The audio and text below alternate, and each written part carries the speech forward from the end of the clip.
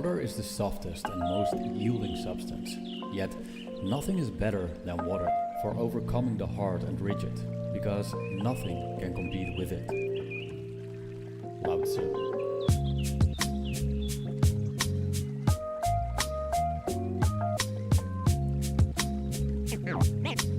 Name straight, new wave.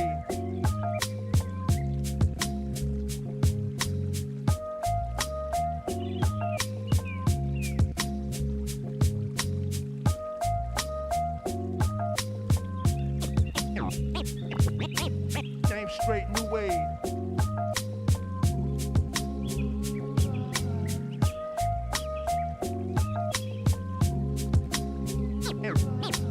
Name straight, new wave.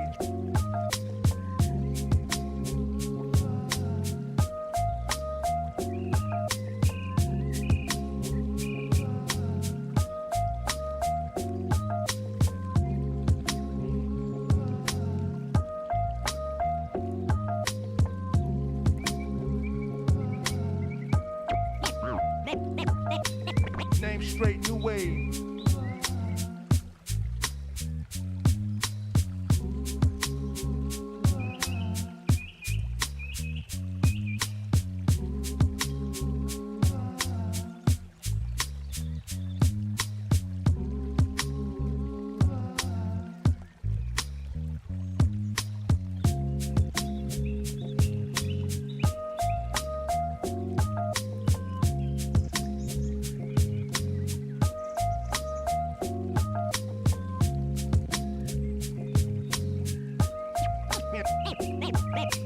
Name straight, new wave.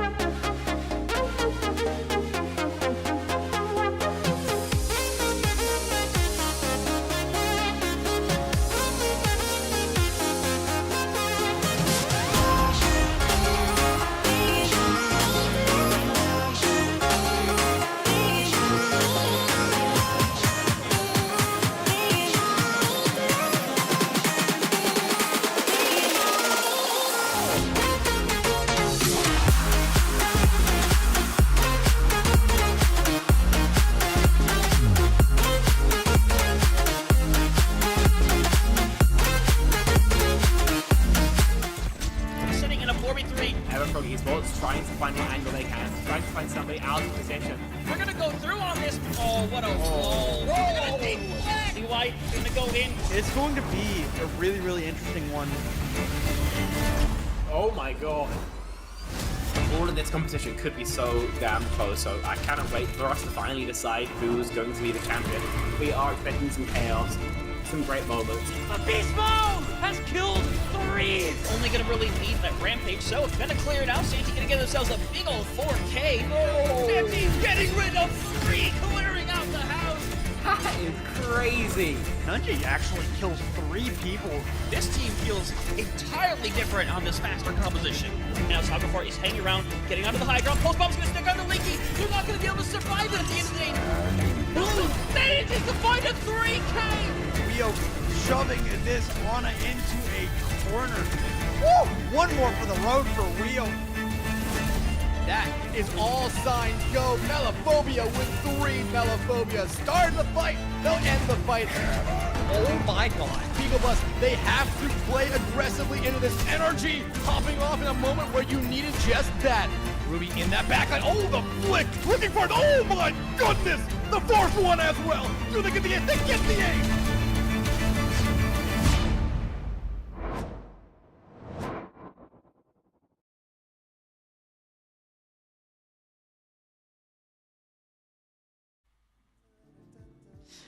Oh, it's so good to be back, everybody, for another night, a late night stream of another CGL Season 16 playoffs match.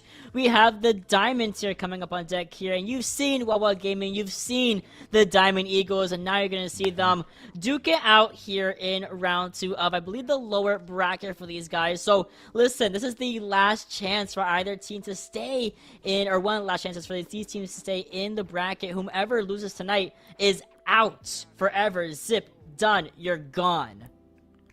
Yeah, and then this is going to be a tough match. I think these two teams are pretty close to the same level, I would say, from what we've seen of them so far. They played each other before. Diamond Eagles did manage to take that in a 3-1 fashion, but I'm predicting this might be a little bit closer of a match than that here tonight. Yeah, for sure. But speaking of some other matches, we did have one other match that happened earlier today in the EU bracket of things. We had Zero Recall going down to Bliss Excelsior in a 3-1 fashion. So congrats to Bliss Excelsior for continuing this win streak. And now, as you can see, at 23:15 ET, we have Diamond Eagles versus Wawa Gaming. And here's a quick gander at the bracket and exactly what these guys are fighting for. As you can see, in the winter finals, you see Death Blossom, you see Shelby's team, 2 impeccable teams that are really waiting to give us a match of a lifetime up there. But in the lower bracket, we gotta round that out, right? We have Katapato and Aura Fury on the opposite end of Diamond Eagles and Wawa Gaming. Winner of those two face off in round 3. Yeah, it's an odd thing in this tier where it's like Cuddle Puddle, Death Blossom, and Shelby's team. Each of them like can't beat one or the other. So like Cuddle Puddle can never beat Death Blossom. Cuddle Puddle always beats Shelby's team, and Shelby's team usually beats Death Blossom. So it's an odd like triangle of just these 3 teams that can't ever seem to beat one or the other. No, seriously, and that's why I think that I talked about it earlier. I was like, I think that the Diamond tier can be so interesting at times, especially between the seasons, because you really never know who's going to come out on top, especially when you have teams like Katapato already in lower bracket from the get-go, from round 1. And mind you, they were our grand finalists last season. A slightly different roster, but the same idea is still there. That being said, we always have to start things off on at least a good map, and it's going to be Lijiang Tower once again, starting things off strong for our teams this for tonight. And again, first to 3, best of 5 is all we have to work with. So Diamond Eagles and Wawa Gaming, they have the work cut out for them. Lijiang Tower, good brawl, good could play a little bit of a dive here as well. What do we ban out though, Shadow? Well, in this particular instance, I think the Diamond Eagles, they really like playing this Reinhardt composition on this map. So I think you ban out probably like a Ramatra, something to that effect. Mauga, also a pretty solid choice. You just want to get rid of something to where you can continue to play this Reinhardt brawl that you like to play so much.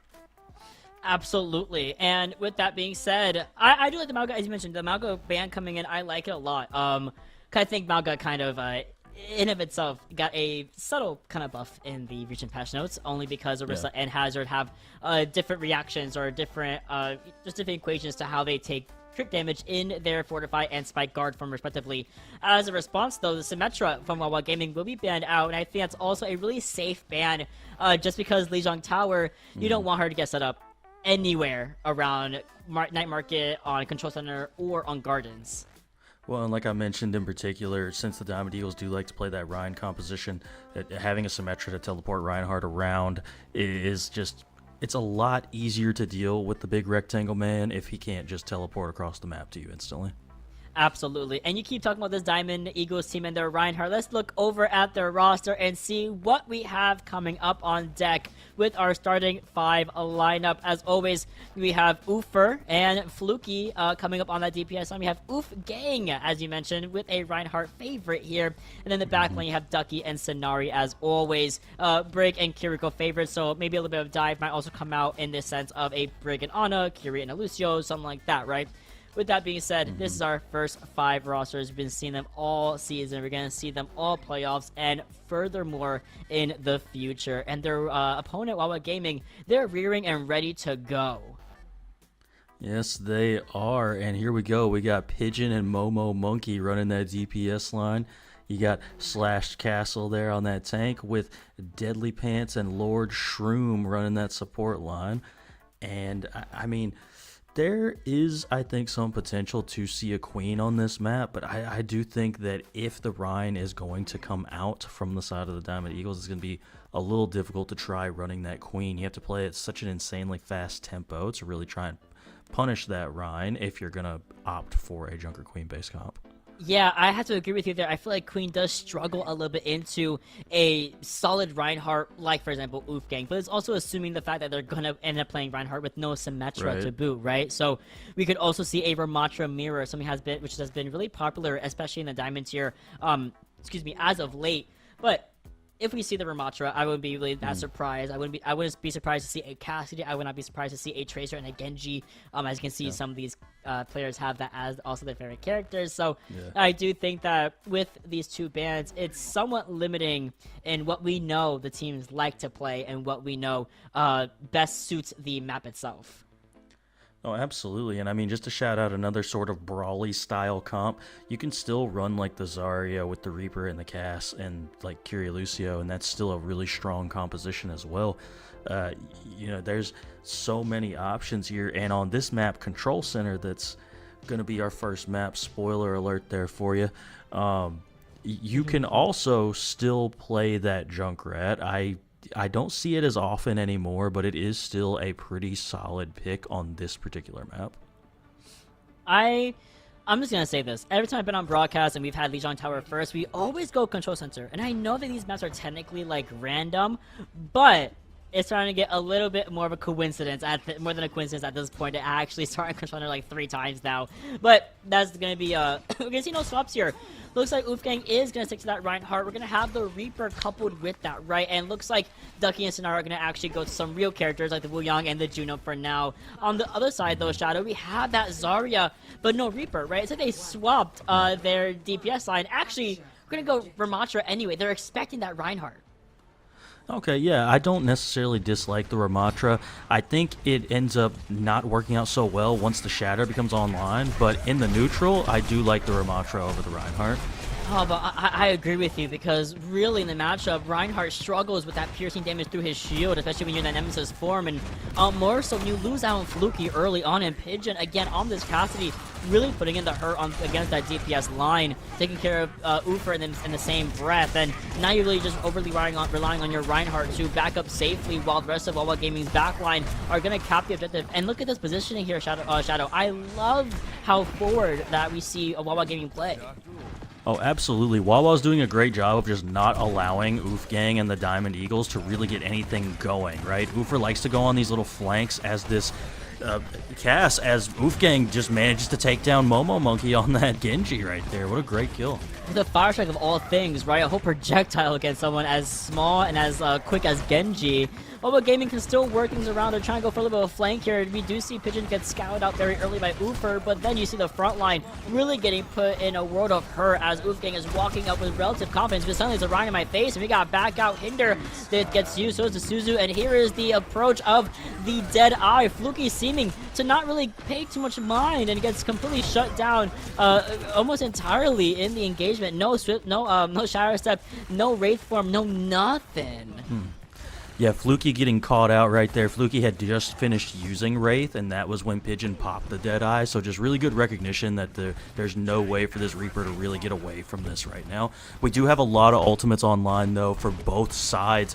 Basically everything but the Death Blossom online for the Diamond Eagles. Double support ults. Could be a Shatter coming in here. There it is, big time. Oh, it's fat.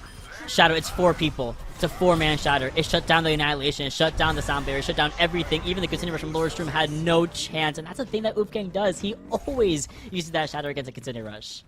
Well, and that is exactly what I was saying a minute ago, right? People say that the Reinhardt gets countered by the Ram, and yes, in the neutral you do lose that fight, but as soon as Shatter's available, being a Reinhardt main myself, it's the freest Shatter that has ever existed on this game. Well, oh, there's Annihilation coming out. Also a really well-placed Dead Eye coming in from the off angle from Ufer. Fine Slash Castle shutting down what could have been a big Annihilation. Even better is that Momo committed a Dragon Blade. When the fight was arguably almost already lost, Pigeon gets walked on during the Deadeye, and the Big O should make sure that no one is going to be clicking heads today with that Deadeye in tow. And it's a very clean, easy cleanup here, but they still have a lot of percentage to make up. And the downside, though, if you're Wawa, is you burnt all your ultimates trying to do something about what the Diamond Eagles are doing. Wolfgang is pretty close to another Shatter already, 75%, and Fluky does have the Death Blossom online. So if you can just time this Death Blossom out right, you can manage to build up to the rest of your ultimates here at your Diamond Eagles. Yeah, for sure. Especially, again, in the face of Wawa Gaming with absolutely nothing to the name. Maybe 60% to the Continued Rush, and they are just going to use it right in the neutral. Deadly Pants tries to run away to safety, skate away to some sort of, health or stability, but not going to find it whatsoever. And again, with that being said, we lose 2 in the engagement. There's still only 2 people left in the side of Wawa Gaming to even play around with it. Mind you, Slash Castle is, respect Slash Castle. Respect Slash Castle, who's killed 3 and saved the fight, pretty much. Oh man, what a crazy turnaround that was for Wawa. It looked like Diamond Eagles really had that in hand when Fluky popped that Death Blossom and just took out the solo Lucio of Deadly Pants there. I actually thought that was a pretty solid play to just drop one of the supports early, but Slash coming in and getting those 3 kills just changed everything. Shatter does miss though. No, it hits one.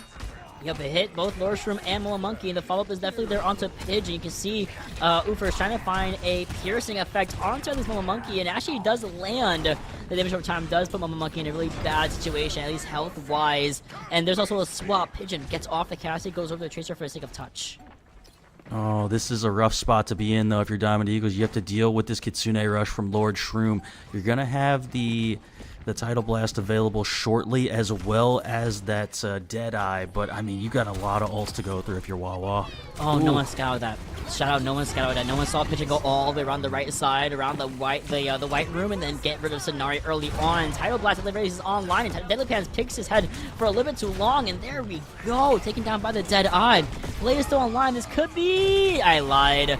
We died to Wu Yang. Ducky single-handedly saving the fight. We have to use the Annihilation as a last resort just for the armor, but we only have 6 HP left against the piercing and damage over time effect of the perk from Ufer. Slash Castle cannot stay alive long enough to continue this stall. I mean, it really does feel like, to me at least, it came down to that fight that we saw when Diamond Eagles first managed to flip. And this fight right here, this is where it really all went downhill. I guess technically it was the fight after this when Wawa burnt the rest of their ultimates, and then Diamond Eagles just did not do the same, right? So Wawa just never managed to rebuild those ultimates back up. Momo did get to that blade there at the end, but died before they were able to pull it. And I mean, just a great job from the Diamond Eagles of once they got control at that point, they did not relinquish it easily. Oh, for sure. I feel like also once you had Ufer warmed up, once you had really Wolfgang being able to play around Wawa Gaming's Ramatra, as you mentioned, the neutral, yeah, you kind of lose that. But once you get a good way to get it going, it's the freest shatter, the freest fire strikes ever against that team. So this is why you're seeing that Zarya come out from Slash Cast and Monkey also going over to the Freya. Personally, big fan of Freya, especially on this on Gardens here, right? But you can see that Eagles already set up really nicely as we take down that timer. 4 seconds left until point opens up. One bubble has been depleted from the Zarya. Slash Castle is playing with about 40% to his name. And the Pigeon, again, kind of a menace in that backline. Takes care of Ducky early on, leaving Diamond Eagles with only one support to their name. And really, it's a matter of out-angling his Reinhardt and making sure we can clean up the fray. And a good job from Pigeon, honestly, of just being a nuisance back there, taking down one of the supports early. And if you're Diamond Eagles, just need to hurry up, retreat, reset, and get another fight going here. Somebody's going to have to do something with this Tracer, though. You honestly might want Ufer back on that cast. I feel like that's a little bit better matchup for you than trying to run the Soldier against the Tracer. I 100% agree with you. I think, especially the buff they get to Hinder Nade, giving it a 1.3 second duration of the stun, I think. Something like that. It's detrimental to a Tracer more often than not. But you have Monkey really protecting Pigeon in this right-hand angle. That being said, nice little block, nice little Suzu. Negates the damage of that Freya for a little bit longer. Now this is all the pressure being put onto Slash Castle with no one else really there to help him out. It's going to be a very quick and easy elimination here for Diamond Eagles. Postbomb goes wide onto Ducky, finds the Wuyang early, actually pretty late in the fight, but there's still going to be the matter of fact of cleaning up this Freya, who does have Bola's shot, but thankfully Momoki opts to save it for the next engagement. Yeah, I mean, good job there from Wawa, just recognizing, hey, we lost this fight. Let's just get as much percentage as we can, manage to get up to that 47% mark. But now Diamond Eagles are starting to build up to these ultimates, and this is going to be a real problem because you've got matching support ultimates from both sides, essentially. And Wolfgang is most likely going to build up to that Shatter in this fight. And again, you're playing a Brawl comp that has nothing to really block this Shatter, so it's going to be very difficult to do anything with it. Yeah, I agree with you. Being able to block a Shadow as Reinhardt, beautiful, sexy. It comes out in like one frame, right? But then you have this Zarya, you give her both pretty nicely. And here's Shadow Blast coming in as a reversal with the Visor, and you're running away Slash, but Slash has one bubble to save himself from that stun effect. Like, he still gets a lot of pressure on the Slash anyway, and the rest of the team follow up very nicely. Monkey tries to get a sneaky one through the window, but unable to find any heads. In fact, unable to find the actual window itself. Another really great one fight here for Diamond Eagles with 3 ults in tow. And it only costs you 2 ults. Use that Tidal Blast, you use that Tactical Visor, and just really smart plays overall. You still have the Kitsune Rush to match the other side. Big thing to probably worry about is that grab being available from Slash Castle, I would say.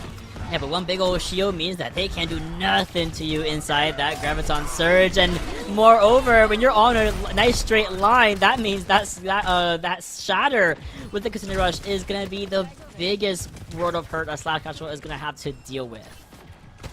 Oh, absolutely, and you'll love to see it. You might have wanted your Kitsune Rush back, though, because you still have to deal with Lord Shroom's Kitsune Rush, and you don't really have much for that, unless, of course, Fluky just hops in the middle of it and uses a Death Blossom. Well, Slash Castle gets off the Czar, getting rid of the Graviton Surge, and Lord Shroom is going to be able to use her Kitsune Rush down this main way, and the backline is being peppered into damage by Ufer, and mind you, Blossom is now getting used only onto Lord Shroom, and that's just all the win condition needed for Wawa Gaming to continue this back and forth trade-off. The Zoj for the Wuyang, for the Diva. But mind you, there's no frontline pressure, so really, Wawa Gaming go down for the count. Diamond Eagles looking fantastic as they finish off the first map, a 2-0. Yeah, really great win there from the side of the Diamond Eagles, looking just as strong as they did against, what was it, Stalemate? Yeah, it was Stalemate they had played in the last game that I was casting them in. Yeah. And it's just the same thing they did last time. They just know how to play this comp seemingly better than everybody else knows how to play against it.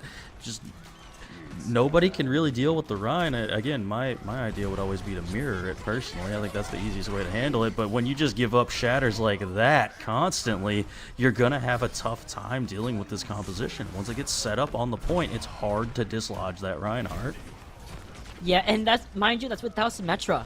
this was all done without a Sim or even a Lucio to get our Ryan across spaces. As you said, they played more of a bunker down kind of style where they were on the point and they were not moving. They were not budging. They were not retreating because they had no options to do so. It was quite literally a hold S and pray kind of composition, and it worked out wonderfully for the Eagles here. And now you're Wawa Gaming, you're thinking, okay, well, dang, we used our Sim ban early on. They didn't even need a Lucio, so it's not even worth going for a Lucio ban in the future. What do you do? You know, it comes down to map selection. It comes down to first ban selection. You got to figure it out now or never. Yeah, I really do think that if you're going to do anything, it's going to be like the map pick that's really going to turn this your way. Maybe you run like the straight Mauga composition. You know, we did see the Mauga ban come through there. You just go in, just pin in, slam, everybody just be in this general direction, and we'll just blow up the Reinhardt. That could be an idea. I think a dive comp would work really well too, but you have to be incredibly well coordinated to make that work. And it's really difficult because you kind of just have to surround Reinhardt, deal with everyone that is supporting Reinhardt, and then eventually Reinhardt will fall. Yeah, and in the map pool that we have for this, for of course hybrid and escort and push to an extent, you can also play down on push. We have like Blizzroad would be a really good place to inhibit the Reinhardt. Even like you can go for the classic Circuit Royale poke. You can go for Rooster 6 or Wash Point or Dorado, all three of which can absolutely run a Diva dive. You can run a Winston dive, a Ball dive. All of these that Reinhardt, what can he do besides spin around really fast and try to find out where this dive is going? But we do have at least one of those maps decided for today. We're going to go over to a payload map. We're going to go over to Escort, and it's going to be the Circuit Royale. So a little bit of a lot of poke can be played here. A little bit of Brawl. If you really want to play that Reinhardt, you could. I've seen teams do it. Yeah, you certainly can. I've actually been seeing a good bit of dive. I believe Diamond Eagles played a hazard composition on this map in their last game. Ooh. So I don't know if that's a potential idea here. And with that being the case, I almost think going into the ban phase here that Wawa should almost protect whatever tank of the composition that they're wanting to play, because I literally just watched Diamond Eagles not play a Sigma style composition, so they could easily ban Sigma for their pick if they think that you're trying to run some sort of poke comp. Oh, they absolutely could. Granted, if Wawa Gaming don't ban out a tank first, right? And that's the big thing is, if they want to go kind of crazy, they could just go for a Ryan ban right here. It'd be really funny, I think. But you could also maybe go for a safer ban like a Cassidy and kind of, or a Mei. I think, ooh, this is spicy. I like the Mei ban here. Yeah, Mei is definitely a solid choice. It can, oh man, Mei is just so annoying to play against as a tank player, because you have to play the game just completely differently when there's a Mei on the field compared to where there isn't. But with Mei being the selection here, it makes me think that maybe there is some sort of idea to play Brawl from the side of Wawa as opposed to going for that poke. Because if you were going to play a poke comp, I don't think it's too difficult to deal with a Mei wall, but if you're wanting to play Brawl, it's a lot, I feel like it's a lot more difficult to have to deal with those Mei walls consistently. Yeah, and I think Mei's so fine on like the first point too. Even second point, the walls are so good on that bridge and also that corner on second point. That being said, we do see Diamond Eagles opt for the Lucio ban coming out. So we did see Lucio get played a lot from mobile gaming, especially on Control Center specifically with that Ramatro composition. They kind of stepped off of it, went to a couple of different backlines to see if they would work out, like the Wu Yang, for example. But I love the Lucio ban. This also kind of might force a Baptiste Yari. It might force a Baptiste Zenyatta as a backline option. So you can go a hyper poke here with either of those as your picks, really. No, you absolutely can. You can even go for something like what is it? You can go for like a Juno. I've seen a little bit of Juno Briggs still being played here and there. Oh yeah. I think I want to say I saw some Juno and Kiriko even at the same time, just so you have the speed and the Suzu going. So that's potentially an option. And, not to mention we do have that substitution there, Wolf Pup, coming in on that support line. And it looks like we are getting into this map right now, Mott. We sure are. And thankfully, Wolf Pup is, as you said, in here. I know she has a lot of fans here cheering her on in that Twitch chat. I see y'all in there waiting for your go, and she has arrived. But we'll probably will be on that Juno, as you mentioned, right? You have that Juno and Kiri already coming out from the defenders of Diamond Eagle with Sigma, with Genji, and Venture. I think the Venture is going to be a big problem for Wawa Gaming if they don't keep them in check consistently.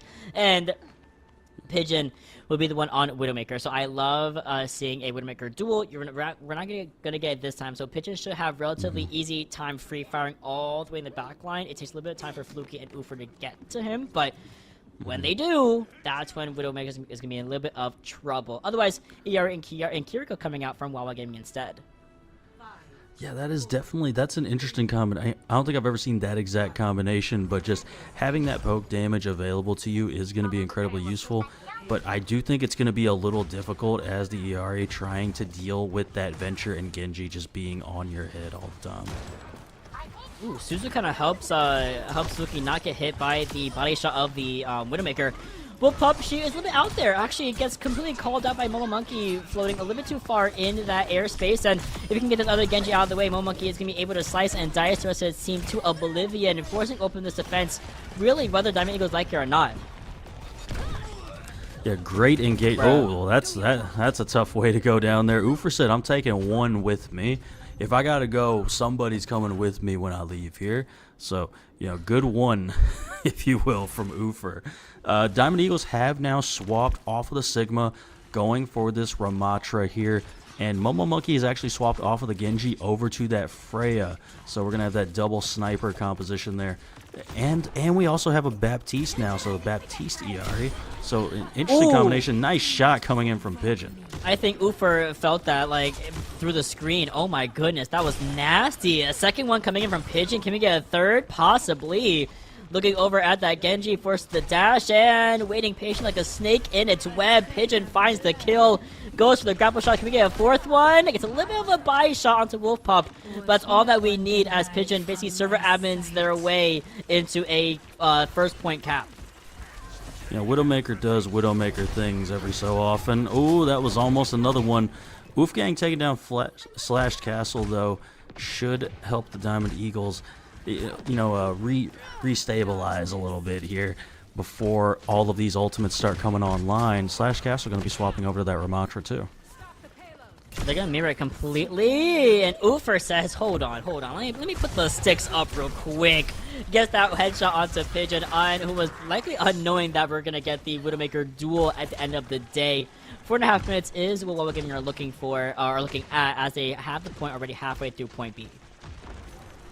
Not too much to speak of still in the way of ultimates. All these swaps coming through, meaning we're not really able to build up anything yet. Scenari going to be the closest with that Kitsune Rush, and the Amplification Matrix as well as the Captive Sun getting close for the side of Wawa Gaming. Oh, you're dead. Oh, you're dead. You cannot grapple fast enough. It doesn't even matter because Freya can kill you whether you like it or not.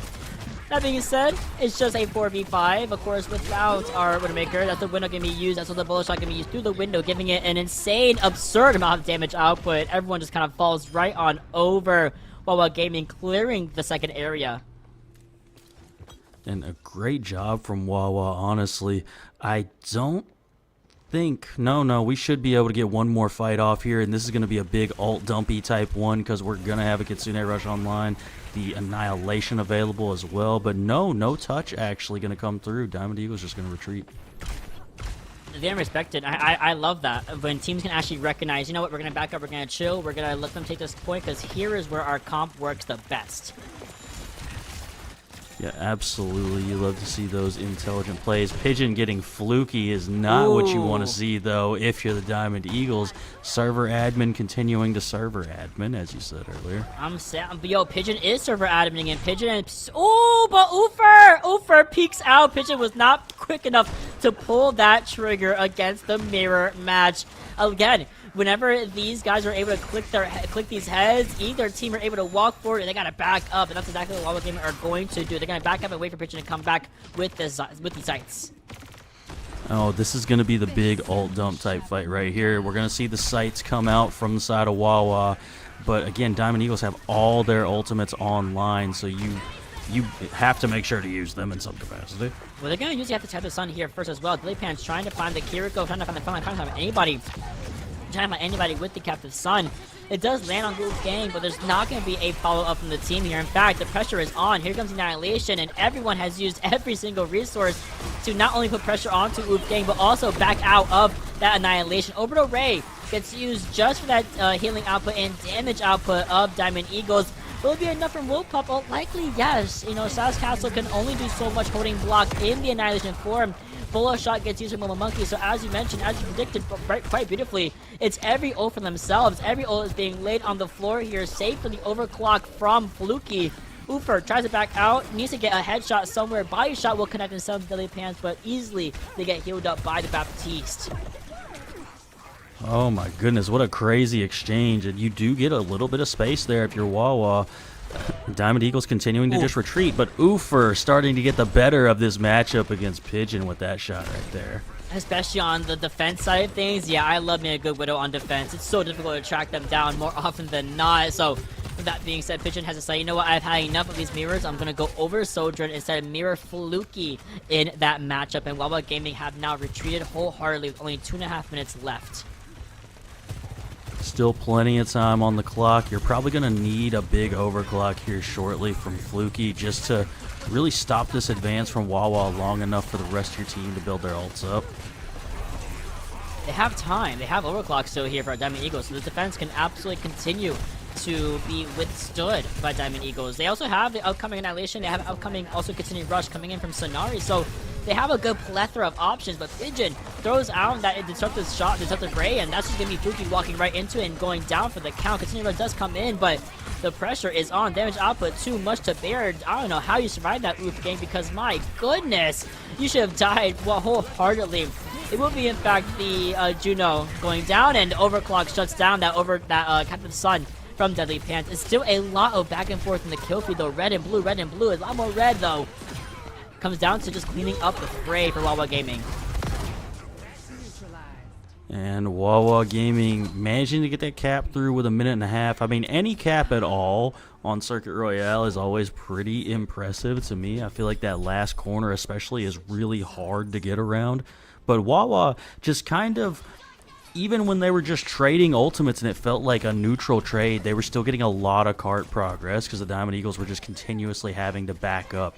And that's how you end up at the end of that third point, where you kind of just have almost one fight for the end of that point right there, whereas you could have potentially had two if you were able to just hold a little further up and not give up those corners. But again, the side of Wawa just continuously were pushing them back, even when they weren't necessarily winning the fight outright. I know. I always say this, and I mentioned it on previous broadcasts. I always say, listen, for Circuit Royale or any really of the escort maps, you either see all 3 points or you see the first point, and that's it. It's very rare for any of these games to go to get stopped at second point. With that being said, Wawa Gaming now on the defense side of things, doing a little bit of a slight swap of the backline. You have Laura Shroom continuously playing that Baptiste for herself, but she's going to have Dilipans on that Zenyatta, so that's classic, very, very pokey with the Ramatra instead from Slash Castle. Diamond Eagles in that spawn area, waiting to see what the vibe is going to be as we take down this last 7 seconds. Yeah, I always love to see a Bap and a Zen. Zen probably my personal favorite support hero, so it's always a fun time to see that. And we're back on this Widow duel once again. I feel like it's been a pretty even match so far, so gonna be really curious to see if Ufer can attempt to win this out a little bit so Diamond Eagles can get this cart going. I didn't know where Pigeon really is, but Deadly Pants does not know where Ufer is whatsoever. It keeps going in the face of that Widowmaker, kind of dangling like a set of keys, and then boom, Ufer gets the headshot anyway. And you know he hits those. You gotta put a little more respect on both of these Widowmakers if you're each of these teams. And off of that one exact pick here, this does give Diamond Eagles a lot of breathing room. They're right on the second corner, while Gaming are backing up here. Yeah, I mean, it's the same thing that was happening for the other side last game, where you're basically turning first point into a single fight, because no fight's really been won yet. You just got that single kill from Ufer, and then that's really all that's been needed to get you in one fight territory of first point with 3 minutes to go. Oh man, you saw Wolfgang, Slash Castle actually pinging Ufer, who was on the statue of the coastline, to warn Pigeon, but even more so, it was not enough. Ufer still gets the headshot onto the opposing Widowmaker, now trying to go for the Freya. Pressure is on, and then thankfully there is the front line still being played with and contested by Slash Castle, but resource can only go for so long. Resource can only be circled over so many times, as really we're going to see Diamond Eagles with about 2.5 minutes here. They're going to get another 2.5 minutes, so almost 5 minutes to walk from point A to point B. I mean, once again, it's just that first kill is so important, because look at how much space is just continuing to be given up. Once your Widowmaker has control over the map from the other Widowmaker, that's just so many angles that are now just, you can no longer use these angles, because if you peek them whatsoever, you will get shot down by the opposing team's Widowmaker. So just great job from Ufer right now, just winning out in that duel and not allowing Pigeon to get going. Oh, Ufer has the sights online as well, and Pigeon actually waits a little bit for using the mirror version of it. Here comes a grapple shot. Neither Widowmaker are going to be able to cancel each other. Beautifully done. Oh my goodness. Continue rush does come through from Sonari. This is all over. This is basically expending the entire field here. Consent also gets used in response of the, oh my god, there's a lot going on. Hold on. A lot of colors, a lot of things happening. I think it's Annihilation. There's going to be everyone backing out because Ufer gets run down from the Ramatra.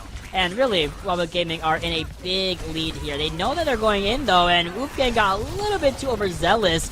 Luki does pop open the Dragon Blade either way, and we get 2 for it. Might get even a 3rd. Nah, Lordstrom slides out easily. I mean, this might be an instance where you kind of wish you reset if you're the Diamond Eagles. Wawa Gaming burned 4 ultimates there in that middle of that fight where we saw all the colors happening. So you might have been better served to just back off with your team and save that blade for next fight. And then you can pop your Orbital Ray with your blade to just kind of confirm that your Genji can live through all those things. It was still a really good blade, though, nonetheless, because you do manage to get 2 kills, and doing that with a naked blade is very difficult. Well, I wish that they had the blade for this Orbital Ray, but you know what? Pummel, Nemesis form is just fine enough to work with. It's like a Dia Annihilation, if you really think about it, with the Orbital Ray. And then this is all that needs to be done. Clean up the fray, you go for the deflect kill, you go for the melees, you have 2 low targets, one goes to Sojourn, one the dash onto the Baptiste, and there it is. Leave the Vermatra a little bit lacking, so he doesn't get the Rave respawn. He still does, but that's okay. We have about 4 minutes left to go all the way to 3rd point and go to overtime rounds. Oh, absolutely. 4 minutes is plenty of time here. You're basically going to get up to this first corner before the fight really starts to happen here. No ultimates really to speak of. Momo Monkey does have that overclock, but everybody else is just like halfway to their ultimates, so you're going to have a completely dry fight here where the 2 teams are just going to kind of poke at each other the whole time. In low-key, Ufer can just kill Momo Monkey, and then it's wraps, really, for Wawa Gaming, because they have nothing else either. Lordstrom is going to be able to build up to a window relatively early enough, though, I think at the same track as Sonari's Kitsune Rush, so that's also a matchup to be looking towards between Diamond Eagles and Wawa Gaming. That being said, Momo Monkey kind of finding themselves in the middle of the fight, slides out to safety to make sure we can have the overclock for the next engagement.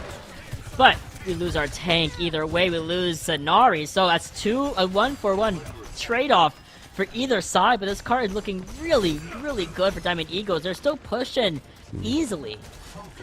Well, it's like I mentioned before, right? Even if you're not necessarily losing the fight, and out comes the blade from Fluky and just has Genji things happen. And okay, ultimates. We just popped all the ultimates, I guess, right there. Oh my goodness. Yeah, they use Blade, they use Annihilation. Oh, they have time. They didn't have to use Annihilation there. That's tough because you didn't even get Transcendence out, right? So Transcendence is still online, and it's like it's a free Transcendence now. So you could just kind of use that at your leisure if you're Deadly Pants. Probably just going to use it so that you live through this Kitsune Rush that's going to happen, honestly. That's huge, though. Yo, how?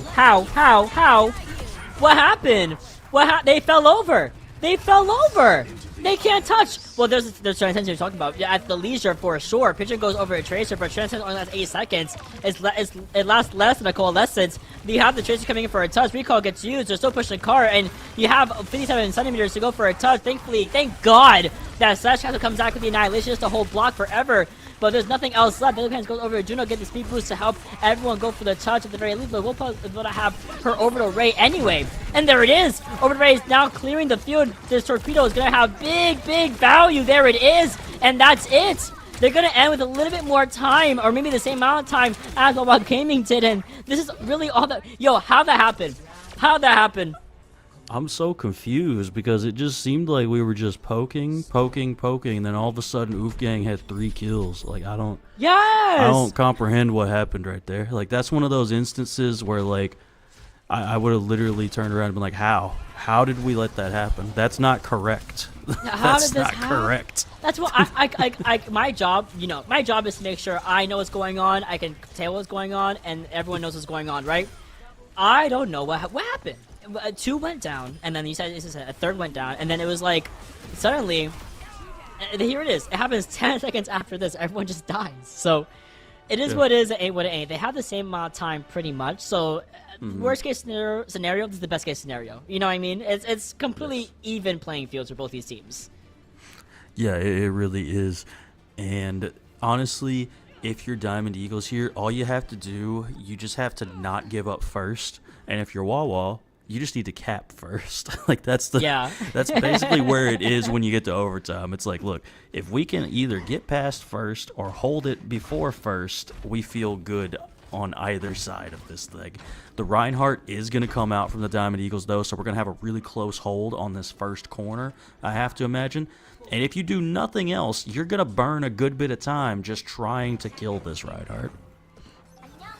I'm ready for the Reinhardt on Circuit Royale, baby girl. I'm ready for this. I actually was going to go for the over-the-roof play to try to bait out this bridge, but everyone was ready.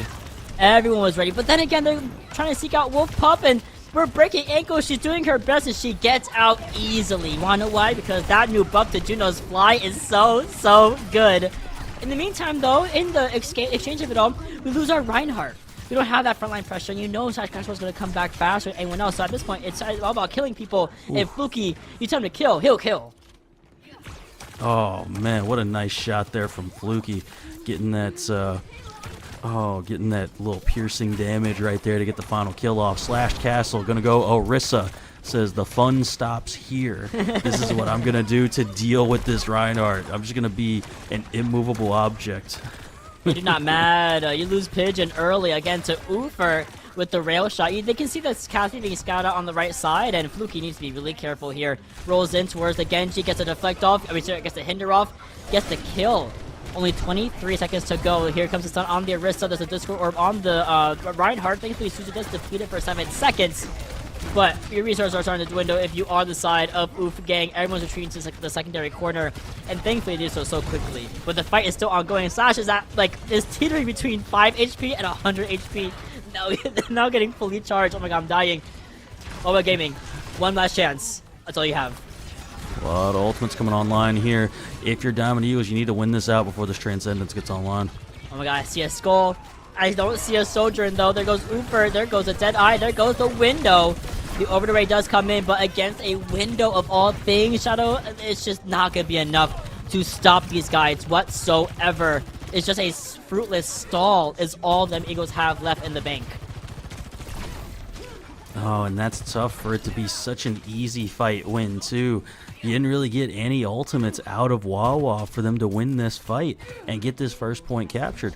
You've still got the Transcendence, you got the Terra Surge, and the Overclock. Diamond Eagles do have the Shatter, the Kitsune, and the Overclock of their own online, but Shatter is not nearly as easy to land on an Orisa as it is on a Ramatra, so this is not going to be easy for you. My man is shield flicking and shield dancing and all this jazz. I guess the Overclock though, Pigeon tries to go in, has to slide out. Terra Surge does come out from Slash Castle, and there's 2 down. Transcendence just for the fun of it all.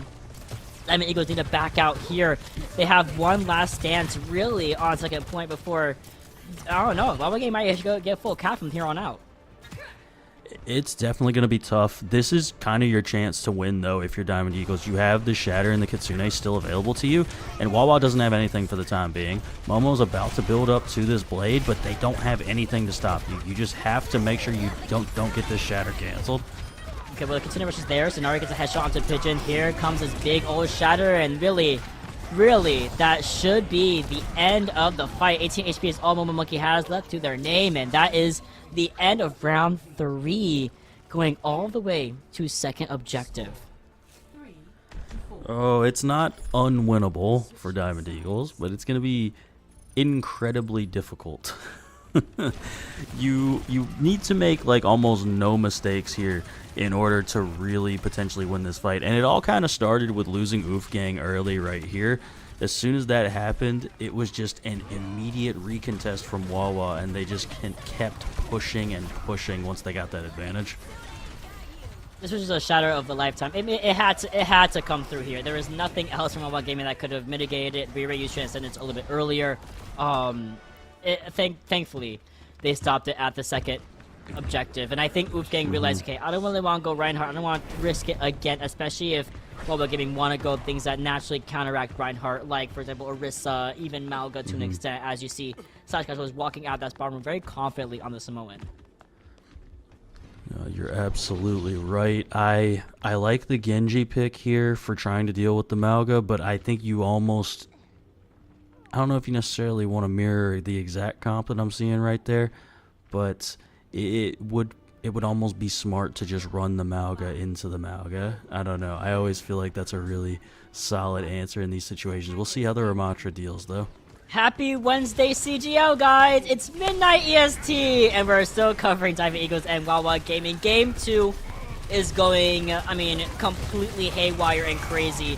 The Malga's made an appearance. There's the Lamb coming in, but Side Castle's HP may or may not survive here. We go for the Slam, but, at that point, you don't have Cardiac Overdrive, you don't have Lamp, you don't have anything, and guess what Ramatra has? An infinite block, a shield, all that jazz.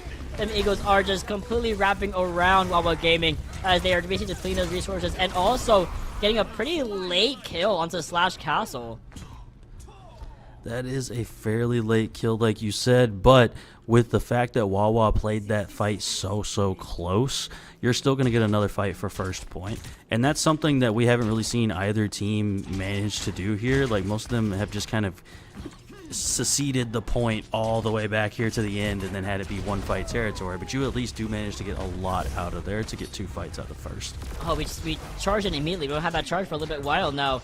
Sasha will just be engaged with another Slam. Good Suzu mitigates the stun effect of the Slam, however, and the Lamp also keeps Sasha alive a little bit longer. Really good resource management, I must say, from Wawa Gaming. But after a while, you know for a fact that real shot's going to be able to hit on that big old head of Amalga and call it a day. Pigeon has no resources, only the teleport, which we look at, of course, thankfully. Momomoki is still in the fray, however, still looking for body ADs, still looking for kills, but we're going to go for the Dragon Blade onto the Baptiste and onto, ideally, the rest of the team here. Slice and dice, and it's just the Malga coming back, actually, funnily enough. Oh, this is a tough spot to be in because you're in overtime and Fluky goes down. Behind the shield, too. Wait, they can't touch. Oh, they have a touch. Annihilation? Annihilation thoughts? No Suzu, though, because Sonari dies? Sonari? Uber? How are we dying? Wait. We gotta go back. We gotta go back. Wawa Gaming take the game, and they were now 1-1 in the series. But I need to understand how my Kiriko and my Sojourn both died. Well, it seems like they were just repaying Wawa earlier when we saw Wolfgang take down 3 just seemingly out of nowhere. It was just paying it back, just making it an even trade. This is a fantastic map. Went to overtime rounds 3 and 4. Would not have it any other way. Here's a replay of basically every low-key sick kill we saw. That's really all the replays are. Just everything that was really cool. We're gonna see Pigeons like 2K, into a 3K, I think, also soon enough, but this was a fantastic Widow duel. I wish they had a little bit more of it, but I understand, like, overtime matches, you want to go faster, you don't really want to do too much setting up, so that's why you saw so much more of that Genji, of that Cassidy, of the Sojourn as well.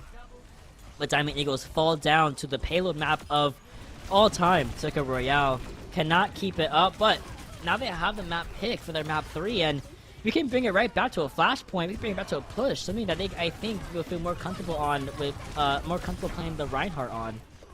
Oh, absolutely. You could even go so far as to take it to like a King's Row just to make sure that like a Blizzard World or a Numbani can't be picked, right? You could do something like that. I don't think that's necessarily a bad decision either. And, you know, we haven't seen King's Row yet, and it's already been 2 maps. Like, you know, what are we doing? It has been 2 maps already, and we could go King's Row as a hybrid map. Thankfully, it's not like one and the same as us. Like some other map pools have hybrid as like hybrid / Flashpoint. Thankfully, it's by itself here, so we can go Flashpoint, we can go Suravasa, we can go so many. I said Flashpoint, Suravasa, same breath. I meant King's Row and Suravasa. But we're gonna go to a very quick break. We're gonna let our team settle after that very intense overtime fight, and we'll see you guys on the other end of a 3-minute break.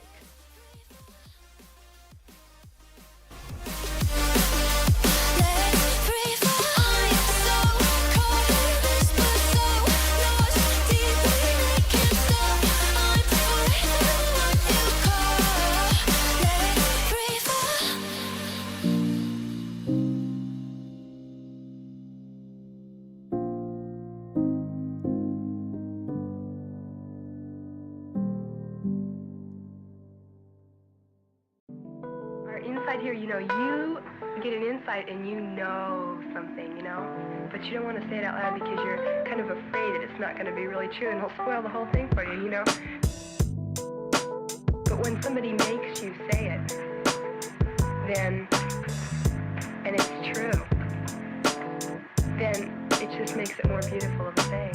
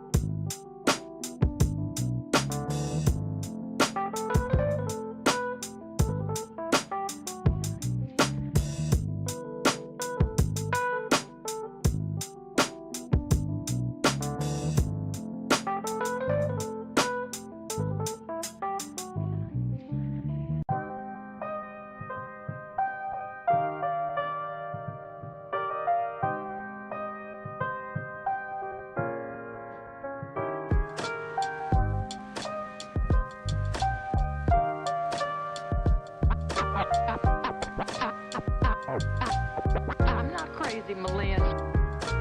I'm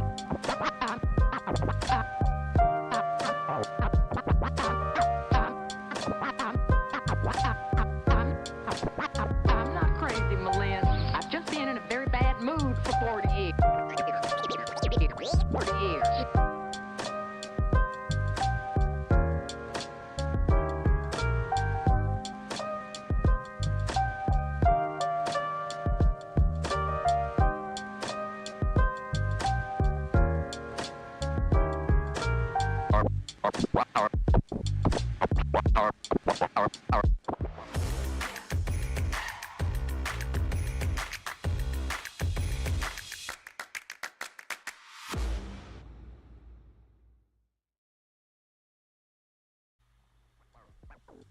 We're back after, again, intense Game 1 of Lijiang Tower, and even more intense Game 2. 1-1 so far is the series. We have Diamond Eagles versus Wawa Gaming in the lower, mind you, lower bracket division, lower bracket part of the playoffs for Diamond Tier. These guys are fighting it out like it's a best of 7 grand finals, but it's just a humble best of 5, first to 3. And for our map 3 Shadowfang, we're going to Flashpoint, not quite Suravasa, not quite New York City, but it will be Atlas. Atlas. I can't say I've actually seen this map picked that often. It's pretty much always exclusively Suravasa, so I'm kind of wondering what it is that the Diamond Eagles have cooked up for us here.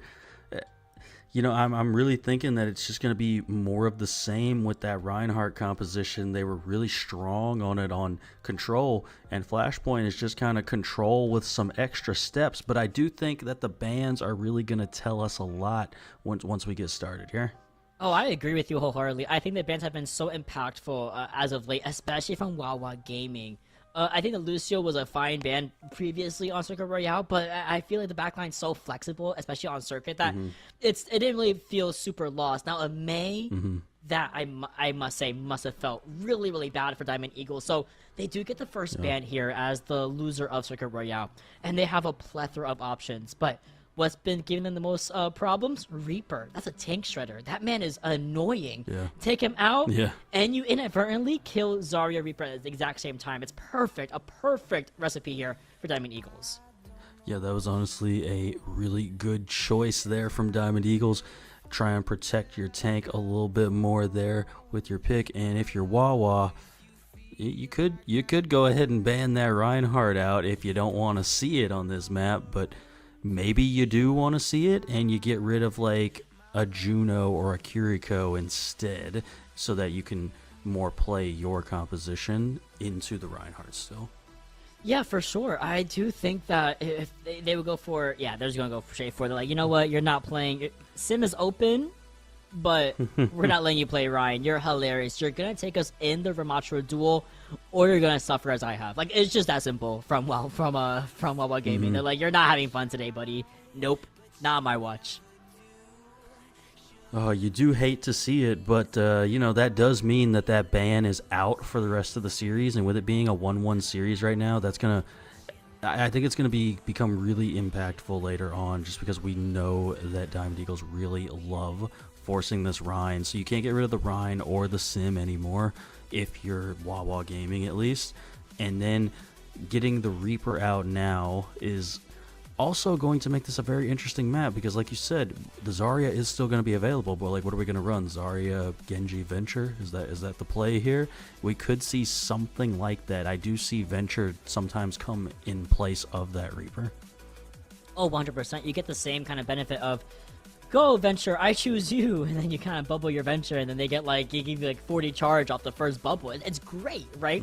So that's ideally the same idea. I love Reaper in that comp because it's just, you have, not only do you have the same benefit of you having charge, a lot of good charge as Zarya, but you also get a big amount of damage output with the Reaper. So it's like, it's a good symbiotic relationship the Zarya and the Reaper do have with each other. That can kind of be filled in by a Venture, by a Genji, in the same breath. Even a Tracer to a smaller extent, but Tracer's kind of off doing her own thing, which, on that note, I do expect to see Tracer again come out from Wawa and Diamond Eagles if necessary. Diamond Eagles might just have the capacity to counteract it, so we have a good... I love the flexibility of these teams. You can really see anything.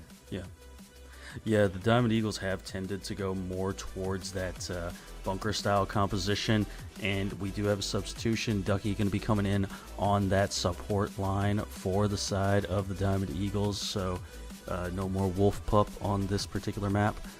And with that being the case, we're probably going to see, again, I feel like it's going to be a very similar comp to what we were seeing on Lijiang Tower, just based on that fact. Yeah, I gotta agree with you. And you mentioned it, like, Flashpoint is just a faster version of Control, a little more complicated version of Control, and you can play a lot of the similar compositions here as you can on all, like, Lijiang, Ilios, all that jazz, right?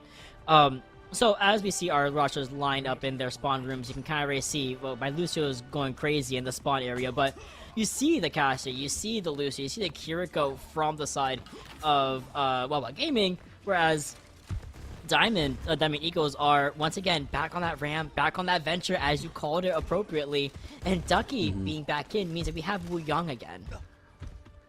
Oh yeah, the Wu Yang. That was a really solid composition on map number 1. Not having the Reaper available, though, I think is going to make this a little bit more difficult trying to deal with Slash Castle on this Mauga. You might still be able to, but it's just going to be really challenging for Wolfgang, because you're going to have to play it really safe before that Cardiac Overdrive comes up. I'm just saying, because Mauga is so good at just kind of self-persevering as a man with 2 hearts, may I say. And Gutsuzu negates again that stun effect from the overrun, but when you're a Macho, you're forced to hold block for so long and give Slash Castle so much overhealth from the critical multiplier with the fire damage, and you lose Oof and you lose your Venture almost immediately. Yeah, you get a trade-off of a Monkey at the very least, but Wawa Thing that immediately threatens Mauga, right? You can't have that same level of output that a Reaper can, and so you're just going to see this Mauga essentially play like a Winston, where they just kind of dive right into the back line, activate Cardiac Overdrive, and let's kill something. Yeah, that's why I always call Mauga, he's diving in, because that's what he's doing. He's just doing a brawl style of dive, and this allows Slash Castle and Pigeon to just kind of coalesce on the back line, and Sonari and Ducky are taken out easily. And again, you lose your own back line for it, but who cares? You're winning. You're at 60% already. Oh, you absolutely are, and like, you know, the supports aren't like the linchpin of this composition. It's really based around these Mauga slams in combination with like the Genji dashes, right? Yeah. Because that's what's going to confirm your kills. As long as you're managing to do that, you know, the rest of it will figure itself out. Yeah, the rest of it is history. And again, it's the same thing over and over again. I slam in, I use Cardiac Overdrive, I get that overhealth, and I get the point. Wawa Gaming didn't even allow them Eagles to get an opportunity to put their toes on the objective for even a second of overtime fight. So Wawa Gaming are starting off strong of Atlas with already 1 point in their favor, and they get a late stagger onto Sonari. Yeah, Wawa making the Diamond Eagles regret that Reaper ban, because you don't have a solid answer for this outside of mirroring the Mauga yourself. I can't come up with a good answer to this outside of that with Reaper not being available. And if you call back to the regular Mauga meta we had like last season of OWCS, that's what we had to do.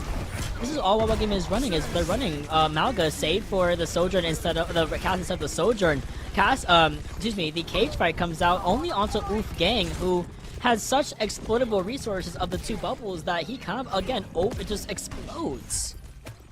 Oh, yeah, absolutely. We are going to see Sonari going over to this Ana here in an attempt to just get these antis off. You're going to potentially have a Nano Blade as well. But it's still like you have to play this so perfectly if you're Diamond Eagles to win against this. Nice sleep, nice attempt at Antinade, but the Suzu does negate it completely. The high noon. The Deadeye does come in as well from Pigeon. And it feels like Wawa Gaming have just reached a flow state. They are just so locked in. They are so in tune with their composition, with how it works, with how to shut down the Genji, the Cassie. They are in a flow state right now. Oh, they absolutely are. They're just cycling those ultimates, cycling that pin back and forth just like that. There is a potential moment here you can win this if you're Diamond Eagles. You've got a Tidal Blast online as well as that Blade, but Deadly Pants going to have that sound barrier available. Well, here's that Tidal Blast you were talking about earlier, but it's not going to be enough to save Ducky, not even Oof Gang either.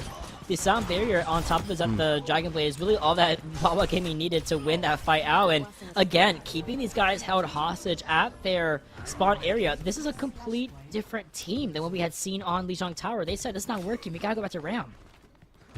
Oh, it absolutely is. The side of Wawa is just being so aggressive and just diving right into the back line so early that the Diamond Eagles aren't able to set up and get ready to do really anything. Here we go again. We're already diving in again. I know, I hear it. I hear the Blade as well. So both DPS ultimates will be used, and this is gonna finally be the leg up that really Diamond Eagles needed. Better now than never, being the ones at the deficit. Pigeon gets one up on the Fluky with that hinder, but thankfully Ducky's there to follow up easily. And at this point, it's a matter of just cleaning up the fray. Wawa Gaming are the ones on the point low-key though. Like, they could just stay on the point and wait for each other to walk into them. That is the advantage of having the point control here. You got the cage fight as well as that Deadeye about to be online. Down it goes once again. My Ramontra's is stuck in a cage fight here, Shadow, and you know he can't stay alive all that long. Thankfully, Mr. Run does come in. Oh, that stupid pillar did inhibit the overrun a tiny bit here, but we're still seeing Oof Gang get super out pressure. Look at this burning. You're holding block. You're getting that crit as well. Like, Wawa Gaming are just running rampant on this Mauga, and if they're able to take this point, they're going to be at match point as well. And without really any challenge whatsoever on this third map of Atlas, it's been just absolute utter dominance from Wawa. Diamond Eagles do have their Kitsune Rush online, but Wawa does too. That's a thing that you need right there if you're Diamond Eagles. You need to advance on that kill. We have to, they're gonna have to try to, but here comes this big old Mauga in your way, and there goes Ducky, just a victim of the Civil Man. The Continue Rush does lay out on the field, but no one's using it, Shadow, because they can't. Then you have a better one coming from Wawa Gaming, arguably. Deadeye comes through from the actual point itself, and thankfully, Ofoofer has eyes and does shut down Pigeon, but the overrun kills too, mind you.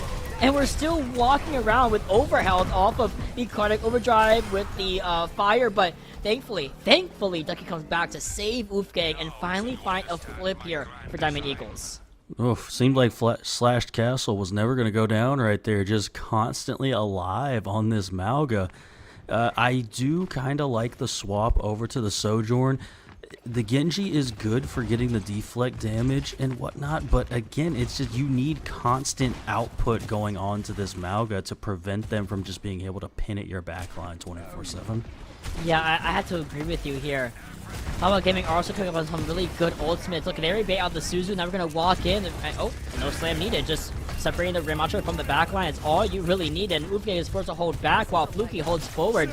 Pigeon going to be a victim of the Sojourn. But here comes a cage fight. Finds 2. It might find even 3 with the sound barrier layered on top of it. Giving basically Wawa Gaming an insane amount of survivability during that fight. And although Diamond Eagles were able to kind of stall at 79%, we're at overtime, and Wawa Gaming don't have the numbers, don't have the speed to get there. They have to see this point. They have to let Wawa Gaming take the 3-0 of Atlas and secure themselves at game point, match point. Oh, that was complete and utter dominance from Wawa Gaming. There was no real resistance whatsoever from the side of the Diamond Eagles.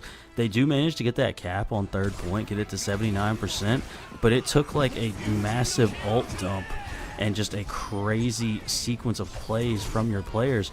Whereas, you know, again, I always say the meta is always so easy to tell what it's going to be in Overwatch because it's the easiest thing that I can just repeat over and over again.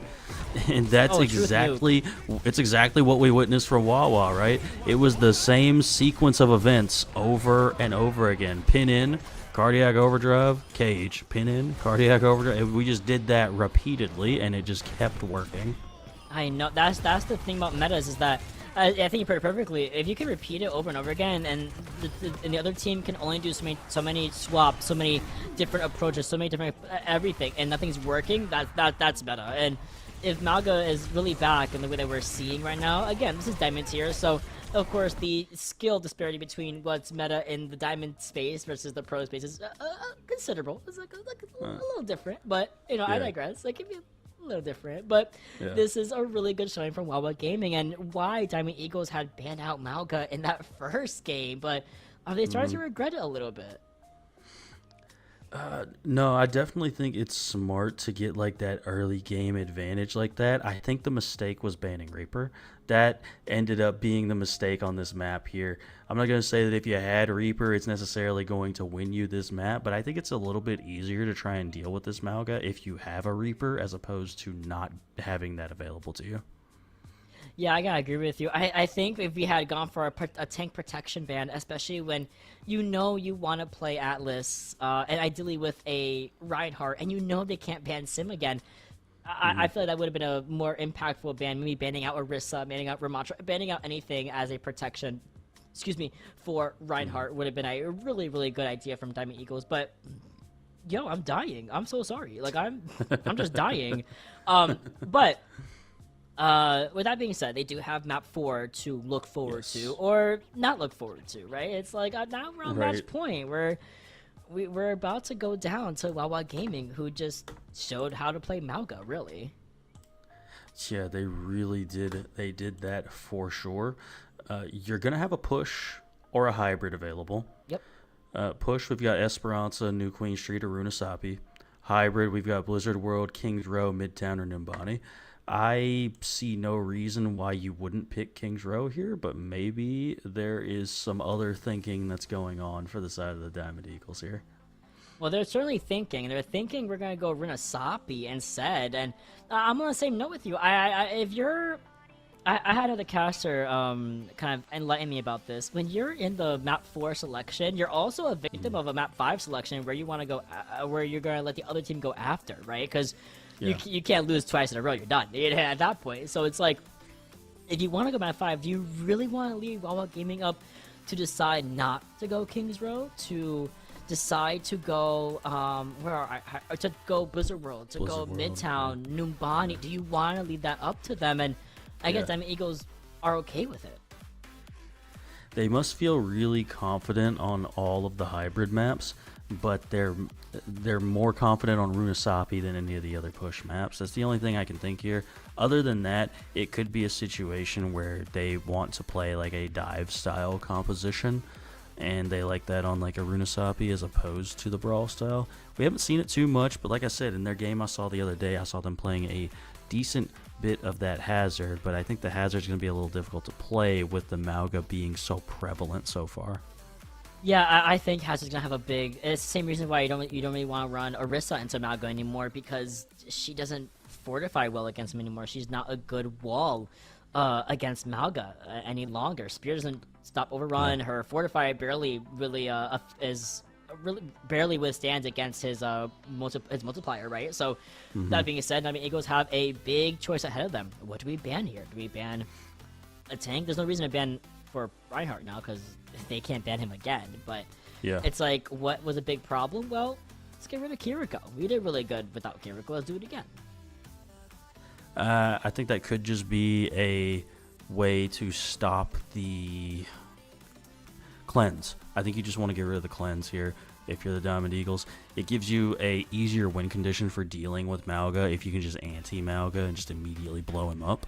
So that's what I'm thinking the idea here is with the Kiriko ban, because we have seen a good bit of Kiriko coming out of the Diamond Eagles too. Oh, for sure. And these heroes have been very good at finding low targets, opening up fights with triple headshots, or anything like that. Really good considering rushes that have been really impactful throughout all of our 3 maps that we've seen so far. That being said, Wawa Gaming are now in the hot seat. Okay, we banned out Reinhardt, we banned out Mei and Symmetra, so all 3 of which are pretty much quintessential to the success of Diamond Eagles. All they gotta do is win one more, though. One more good game. They have momentum, hella momentum going into them from Atlas, right? So, if I'm Wawa Gaming, ban Cassidy, call it a day. You could also, we've seen Ufer play this hero a lot.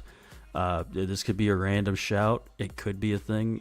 Oh, you got the cast. Okay. I was going to guess potentially a soldier, because we've seen Ufer play soldier a lot, and this is a map where you do kind of wrap around and take a lot of angles. I knew Cass was going to come. I knew it. They wanted to take the Genji mirror. They wanted to take the Soj mirror. I feel it. I feel it in my heart of hearts. Now, I think these are actually fantastic bans. I think Cassidy is a problem if you want to play Tracer or anything like that. So take him out of the way, and then Kiriko, I think, is just an all-around too good of a obviously DPS. That's crazy. Too good of a support, really, for anyone to be putting their hands on. So let's limit that a little bit there. Get a Juno out. Give me a Brig Juno. Give me a Bap Zen. Give me Bap anything. So this does make sense to me at the very least. Yeah, these bans make complete sense.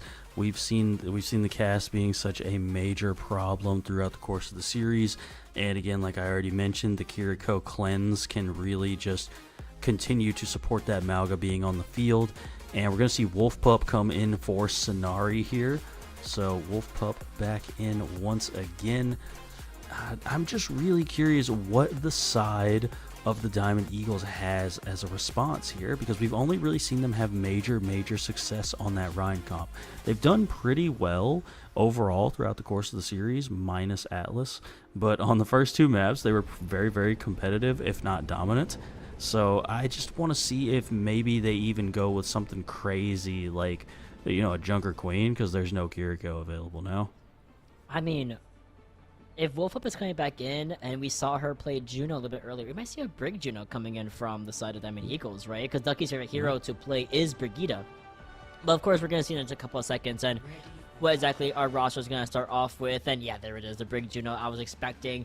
We see Wawa Gaming now back on that Mauga once more. Why not? It worked more than well, fantastically. Congratulations, if you will. Like, that was great from Wawa Gaming. So we have the Genji, we have the Reaper, as you mentioned. So that's really big. And you did call it. Ufer is on the Soldier, maybe making that one flank play we kind of have grown to know and not love, but definitely know.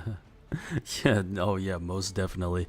I do think, again, there's going to be a little bit of difficulties in trying to dislodge this Mauga here, because I don't think you have the damage output to deal with this Mauga right now with this composition if you're at Diamond Eagles.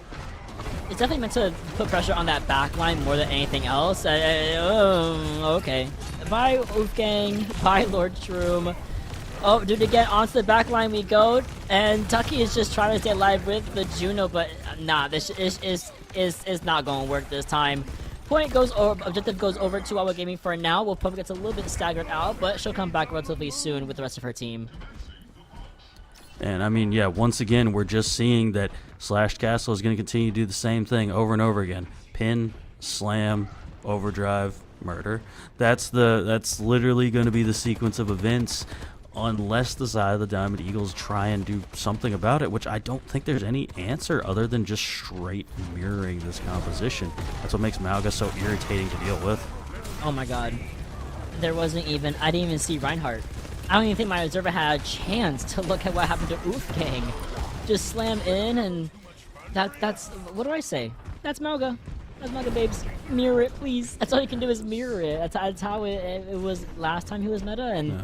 might be how it has to be this time. It's just a tough spot to find yourself in. Honestly, your next best bet would be to go like a full-on poke comp, but just that unblockable charge is what really does it. The overrun is what really makes Mauga just a menace to deal with, because you can't stop it. You literally can't. It's just so crazy to me that you can't even stop with a Rhine counter charge, right? It's so ridiculous. And you can see all the angling that's being put onto Wolfgang. Like, you have a Malcolm in front of you, you have a Moira damaging your shield, you also have a Reaper behind you the entire time. It's like, my man cannot swing around any faster, any better. I promise he can't. Oh no, Nice. and we are seeing some kills coming through for the Diamond Eagles, but we're already over 100 meters and like no real resistance has happened until just now. Now hold on, here comes a cage fight, and they are stabilizing at least a little bit within it with the double shield from Ducky and Wolfgang. Pressure is on for Fluky. We do find that kill. We'll see the visor does get committed by Ufer, looking over at the Reaper, trying to bait out all users of the Wraith form, and of course that Shadow Step, but Pigeon with that self-heal, with that ability to really out 1v1 anybody in the roster, easily finds that win under his belt, but there is that whip slash up to onto Slash Castle. And now it's a bunch of back and forth. Coalescence does get committed from Wolf Pup. Might be a little bit too much of overkill, I will say, but you know, better safe than sorry. And honestly, Coalescence gets built up so ridiculously fast that should be fine for her. Yeah, it's really not a huge deal to lose that Coalescence. You got the Shatter, you got the Blossom, and you have the Rally available to you. The big thing here with Wawa, though, is they're going to have both of their support ultimates as well as the Blade online. You don't really have a good response for that. Blade comes out. Oh, there's no one there. There's a stun. Beautiful. Good job. There's also the boop. Beautiful job coming from actually Ducky. The hyper defense there from that Brig was fantastic. Even though it was very short-lived, you know, the backliners are both out of the count. I can't give Ducky enough credit for that, but again, very short-lived. Wawa Gaming, retake the bot. Yeah, and that's the downside of just dealing with a strong sound barrier engage like that, especially you give Mauga more health to just pin in and exist on. It's like, oh, it's just over with it. Now you have a Coalescence for the same thing.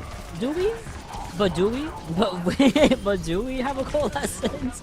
I'm kidding. We have a Coal. It's big, it's fat, it's all over the screen. It's very nicely done from Lord Shroom, as we do see the bot get a little bit snatched away by Ufer, but Diamond Eagles are on the Ono Brig, and they're trying to at least find some sort of something that might work. Anti-nade without Kiriko might go crazy here. You're just playing too slow if you're the Diamond Eagles right now. Wawa is being constantly aggressive and engaging all of these fights. You're going to have to Tokyo Drift this as Reinhardt or something just to try and get something going. Not GG. It's 2 meters, 2.5 meters, 1 meter, and that is map 4, ladies and gentlemen, going over to the side of Wawa Gaming in a 3-1 fashion. and they continue their run through the lower bracket in round 3, waiting on the winners of Cuddle Puddle and Aura Fury. Absolutely well done from these guys, really just turning around what looked like such a dominant lead from Diamond Eagles, and then I think their bans were some of the smartest we have seen in any of our divisions so far in playoffs.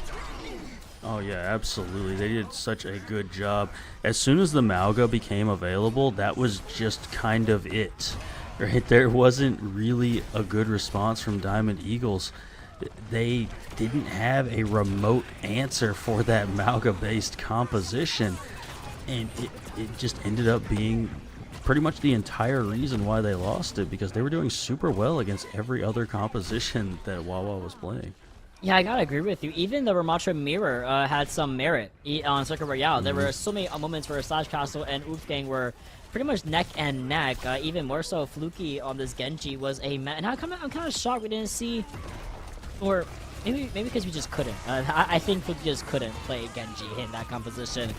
But that's really the showcase of the power of the Malga powerhouse and the Reaper to back him up and support him. No matter what you do, you can hold block, you take out Suzu, you can take out Speed Boost, you can take out Tidal Blast. Nothing stops the forces of a really well-oiled machine like the Malga from Slash Castle and like Pigeon's Reaper. And like I mentioned before, just the level of aggression that they were playing with was exactly what you needed to do against the slower comps that Diamond Eagles were going to be playing. It seemed like Diamond Eagles were playing so fast on map number 1, so then what does Wawa do? They just play a comp that just literally presses their buttons every time the buttons are available to be pressed. And yeah, I mean, you could just see it right here in these clips. The pin is happening every 5 seconds. It's never happening. It's never not happening as soon as it's available. It was just crazy how often Slash Castle was just in the back line. Yeah, my man was in there. I mean, he was in there. Like, we were not going to take him out. I mean, he was doing great work. I can't lie, Slash Castle. Here's a recap of the series. A very, very intense series, especially Circuit Royale going 3-4 overtime rounds, round 3 and 4 to Wawa Gaming. But they brought it back after a 0-2 loss on Lijiang Tower, which I think is also impressive in of its own right. Usually, Lijiang Tower is like the battle of the brawl, and I mean, Eagles did definitively win it, but when faced against it in Circuit Royale, on Atlas, on Renasapi, they just could not hold a candle to Wawa Gaming. No, they absolutely could not. Wawa showing why they had the better record throughout the entire regular season, why they were the higher seeded team. And, it really...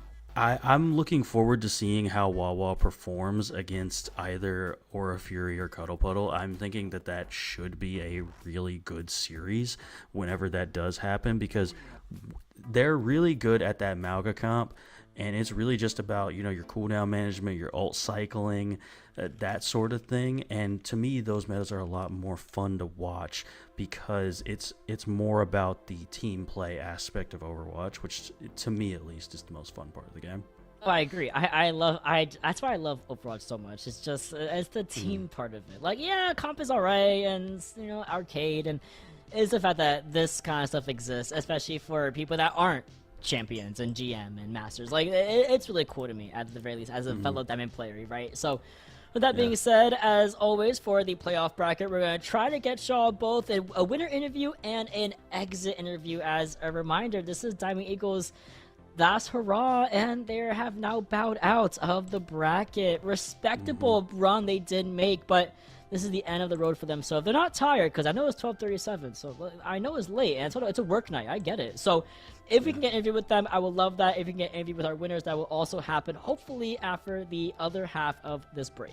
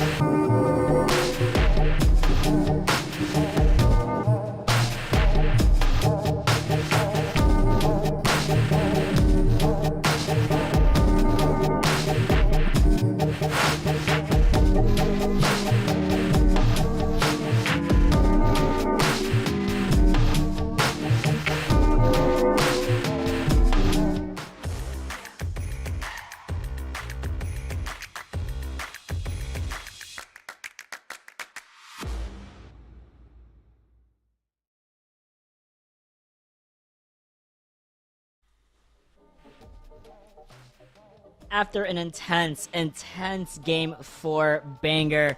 Guys, we're gonna do our winners interview first. We have Corn. Now, don't mind if you didn't see him, alright? They didn't play any maps that he was allowed to play, so he's gonna have an interview with us. And Corn, I'm so happy to interview you guys. I'm happy you guys also won and are continuing in the playoff bracket. Tell me, from the voice chat, from the sidelines, how is it seeing your team lose that first map and then build it back up to a 3-1? It was really worrying at first because we're coming off of our recent loss against Death Blossom, but glad the team was able to rally there on Circuit Royale, and definitely want to owe that to basically the time changing from 11:59 p.m. to 12 o'clock a.m. here, because today is our coach Benno Games' birthday. Oh! So we got the birthday buff. Happy birthday! Yay! So as soon as that happened, everything changed for Wawa Gaming. Well, it certainly seemed like it. It was like a massive change between map 1 and then the rest of the series. It was kind of insane to witness, honestly. And I mean, I'm gonna go ahead and ask, like, what is it about the Mauga comp that makes y'all like so strong at it? Because like Diamond Eagles just could not hang with y'all whatsoever as soon as you went to that comp. I think the strength really lies in just everybody inting together, instead of just an individual inting on their own. When we have all 5 inting, it becomes an actual strategy as opposed to a throw. Well, all right. I know you didn't play tonight, but the next series is going to be one of either Cuddle Puddle or Aura Fury. Is there either one of those two teams that you'd be more interested in going against? And why might that be? Well, it's a bit of a double-edged sword, because we've played Cuddle Puddle before, so we're a bit more comfortable with them, naturally. Aura Fury, though, is something new, so it's could go either way. Like Cuddle Puddle, they might have prepared for our comps a little bit since our last matchup. But yeah, I'm looking to get some playtime here. We've had 3 playoff matches and I've got 0 maps so far, but I'm sure we'll have one eventually. I'm sure you'll have one eventually, is what you meant to say. I think you'll get a map at some point. But I do know it's late, and again, happy birthday to your coach. So I will give it this last question very simple, very sweet, very straight. Who do you want to give a shout out to on the broadcast? I would like to give a shout out to the Wawa Gobbler. The whole team went out to Wawa prior to tonight's match, and we got gobbled up. Oh my god, this gobbler sandwich, bro. Alright. First of all, I'm glad y'all actually stick to the name and you actually went to Wawa and celebrated. That's hilarious. But that is all I have for you, and you're continuing in the broadcast, so we'll see you again, hopefully on the broadcast sooner rather than later. And I can't wait to see you guys how you guys fare against either Cuddle Puddle or Aura Fury. Awesome, we're looking forward to it as well. Of course. Have a good one, and we'll see you later. Thanks. Alright guys, that's one interview done. We have 2 guests coming in. Whoa, we're going straight in? Oh, we have 2 guests coming in here for the exit interview. We have Fluky. Fluky, I got you, bestie. You like Shadow, I like Shadow.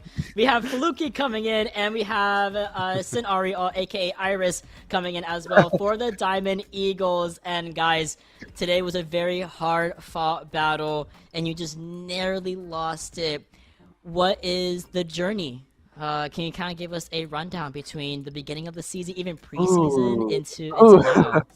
It was really interesting. I didn't really think a lot was gonna happen, but here we are. We made it to playoffs. Yes. Yeah. No. Bobby wasn't really a tank until much recently. So honestly, I'm proud of him for making this far. He's really put in the work, and he really shows.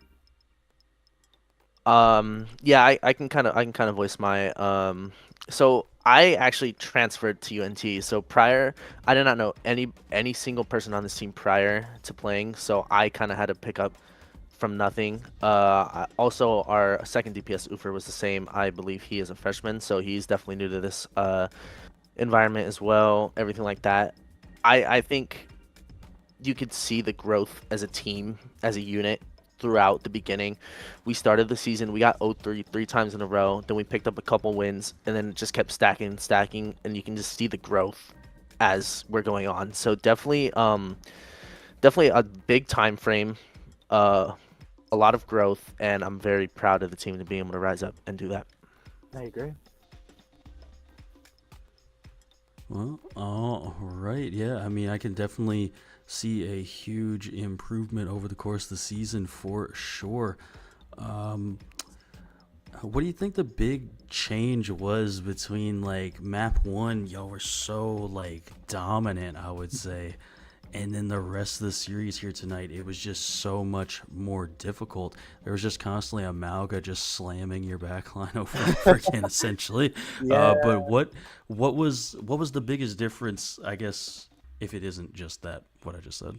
I think it is that. We've never really scrimmed against a Malga per se, so was definitely trying to be, what can we do against this Malga? Because you see some of us try to play Ana, but then, of course, we keep getting jumped by the Genji and their team, and it's kind of hard to play around when you don't really know what to do against that. Yeah, I agree. I mean, obviously, when you going into scrims, you're not gonna tell the enemy tank, "Hey, play this tank. We need to practice against this tank." It's just given as that. The Malga was very good. Their DPS were also very good. I really like the Genji. I like the Genji and I like the Lucio. Obviously, when you're running dive, that's kind of the main gist you get there. Personally, I do think we're kind of getting a little split from each other coming across, especially that Circle Royale game. Towards the end, we were getting a little split. Same with the Flashpoint Atlas game. I think a combination of that and the Malga and just everything kind of all together just pushed it, and we started to, I'm not going to say we were losing our energy, because we were keeping the energy up. Like, we weren't getting down on ourselves, but I just think a combination of those two kind of like pushed it apart a little bit is what I would say. Yeah. Yeah, no, for sure. And you guys did a really good job either way. You guys had the right idea, especially as people like I had played prior in the original Malga meta, and you guys made the right adjustments. And just again, the practice definitely needed to be there, and I definitely love that you guys already talked about the improvement you guys already made between week 1 season of the season and here in round 2 of the lower bracket playoffs. You know, so I'm personally really proud of you guys as a fellow competitor, and I think from last season. And I cannot wait to see what you guys do in the future, whether it's with CGL or if it's with another tournament league, right? So I guess with that being said, I'll leave one last question for you guys, which is, of course, going to be the shout-out question. Who do you guys want to give a shout-out to on the broadcast? Ooh, I would definitely shout out my team. They all did great. I want to shout out our managers, Conk and Alex, and as well as our coaches, Pickle and Akimbo. Yeah, shout out to the team. So proud of everybody's growth. Shout out to the coaches, the managers. Shout out to my boy, my duo, Top Noob, my friend Sonoy. Yeah, shout out to everybody who's supported us on this way up. It's definitely been very nice seeing the growth and being able to play at a higher level than we originally were. So honestly, yeah, I'm gonna like hit 4 quick shout outs right here. I'm gonna say shout out my friend Spider, Noob, Joji, and Avery. That's it. That's all I got. That's pretty much that's it for me, man. I'm not gonna clutter it. So. No, it's your exit interview. You're allowed to. If you want to shout out 10 people, you absolutely can. You guys fought. You guys fought your way here. You guys deserved the playoff spot. You guys deserve your time in the spotlight. And again, I cannot wait to see you guys in the future. And again, whether it's with CGL or not, I really can't wait to see where you guys go as a group and individually. But on that note, this is the end of the interview. I'm gonna miss you guys until next season. Go Wawa, come on, make us proud. What the heck, Take us out. You better win. Wawa, you gotta win the next one. You gotta win the next one for our people. Take us out and get nothing with it. Y'all gotta go win now. Come on. Yeah. All right, I love y'all. I'm gonna let y'all go. Have a wonderful rest of your night. Go to bed, all that jazz, and we'll see you guys next season, hopefully, of CGL. Thank you so much. Right, thank you. Y'all have a good one. I love interviews, and the introduction of Shadow, go over there.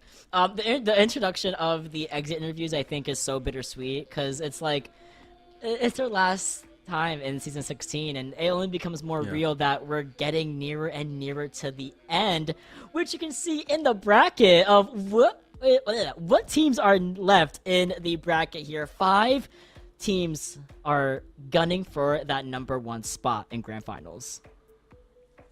Yeah, it's just getting fewer and fewer teams. That upper bracket finals is going to be incredible, I imagine. Those two teams always play super well against each other, Death Blossom and Shelby's team. And then again with Cuddle Puddle and Aura Fury, these 5 teams have been the 5 best teams in this tier the entire season. So it's really fitting that these are our last 5. No, I agree. Really fitting. I love that there's people that are returning, people that have rebranded, people that are new. We have a little bit of everything in the last 5 people of the diamond tier of playoffs. Of course, we still have masters, we still have open, we still have grandmaster, we have plat as well. We have a bunch of divisions happening at the exact same time, but this is diamond. It's my division. It's a little bittersweet. So it's very special, near and dear to my heart. All the players of the diamond tier, I love all of you so very, very, very much.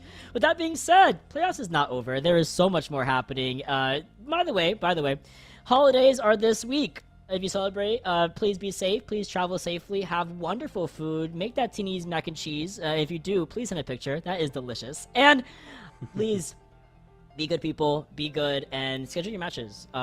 Please and thank you. With that being said, Shadow, thank you so much for casting with me as always for this very late stream. Hippie and Mara on producing and observing. Thank you so much for your time and your effort. And we'll see you guys in the coming weeks for the rest of CGL Season 16 playoffs.